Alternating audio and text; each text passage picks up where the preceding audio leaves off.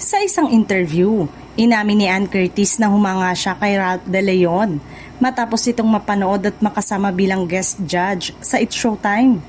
Ayon kay Ann, kapansin-pansin agad ang husay ni Ralph sa pagsasalita, pagiging well-spoken at natural sa kumpiyansa sa harap ng kamera. Dagdag pa niya, bihira raw na makakita ng isang personalidad na hindi lang matalino magsalita kundi marunong ding makisama sa lahat. Para kay Ann, isa sa mga nagustuhan niya kay Ralph ay ang pagiging approachable nito at ang positibong energy na dala niya sa studio.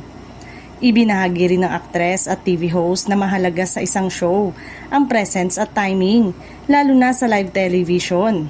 Ayon sa kanya, agad nakasabay si Ralph sa daloy ng programa at hindi ito nagpakita ng pagkailang kahit bagong face pa lamang sa noontime show.